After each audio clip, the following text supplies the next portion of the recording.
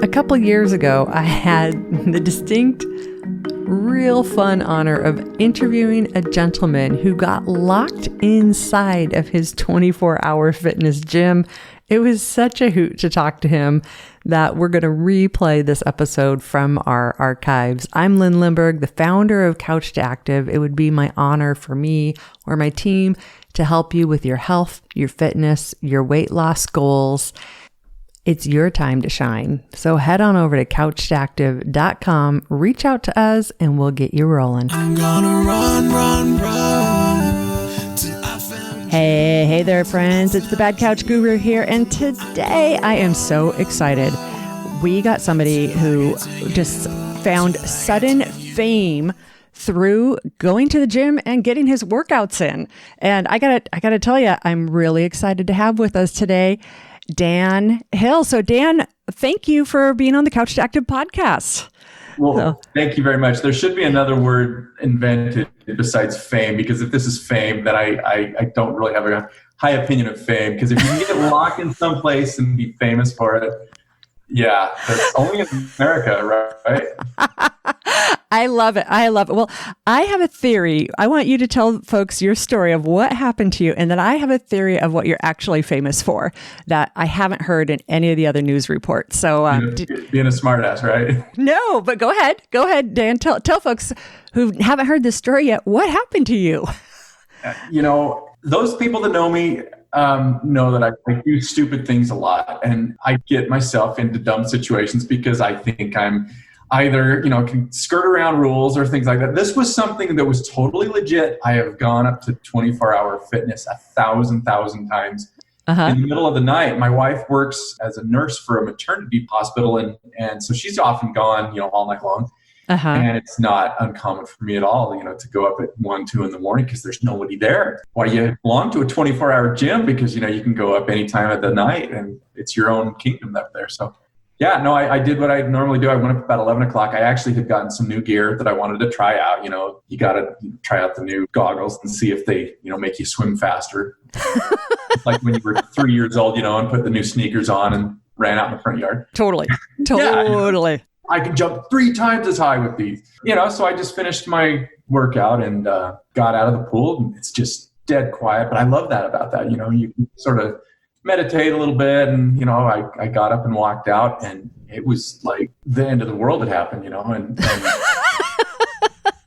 I walked to the front desk and there's nobody there, but that's happened before because they're often restocking stuff, here or there, checking machines.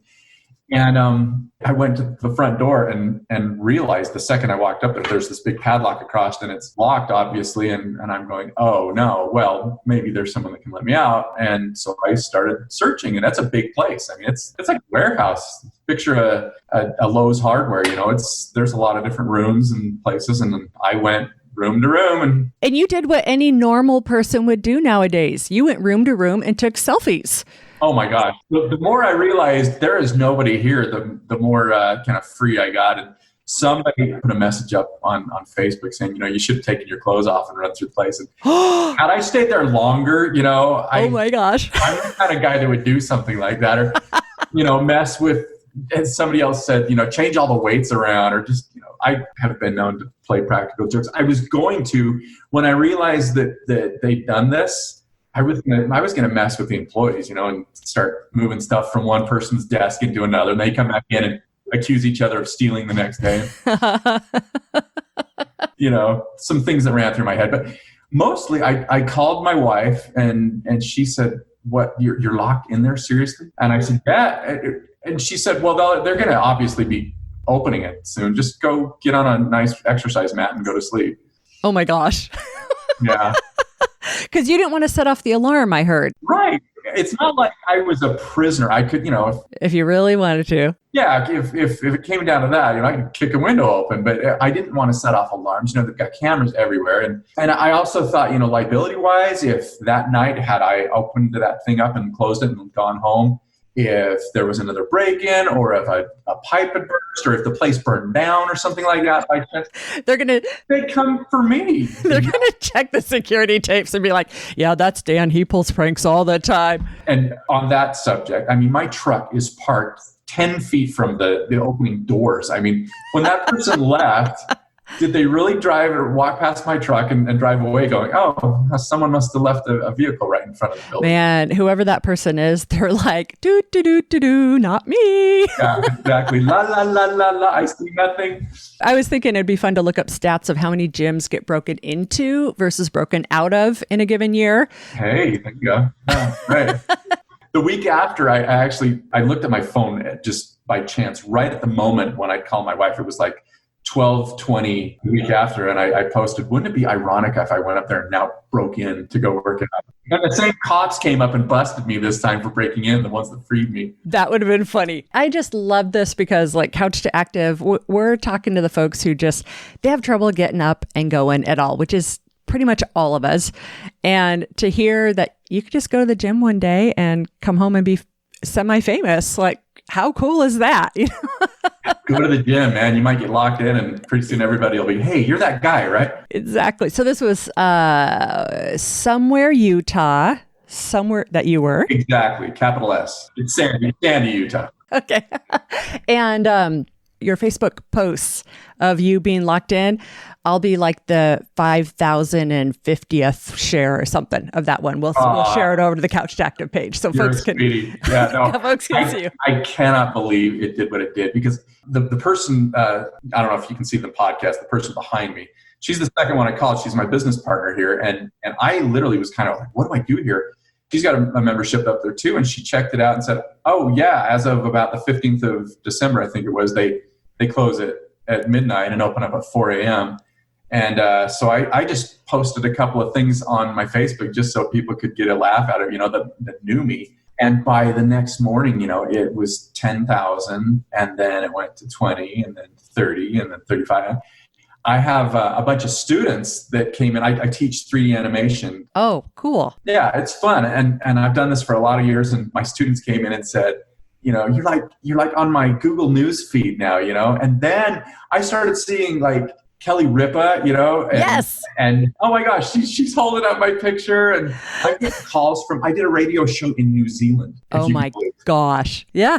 Unfreaking believable. It's like it was pretty surreal, I think it's awesome. And hopefully it gives more people just hope and inspiration to just have fun with it. Okay. So here's why I think it blew up. I think it blew up. I mean, yeah, you're a bit of a smart ass. I can tell that. That's why a lot of people like you. Is the difference between when to squawk and when to have fun. And I think that's what did it for you because, well, one, just getting locked in a gym, that's hilarious. But then also you didn't squawk, you just made it fun and people love that. So we need more people like you in the world. So oh, you're sweet. Thanks. No, it was, I literally had 3 attorneys contact me saying, we could make some of this. And I was just, are you kidding me? And in this world this was just at best, an inconvenience, but it was just funny. Yeah.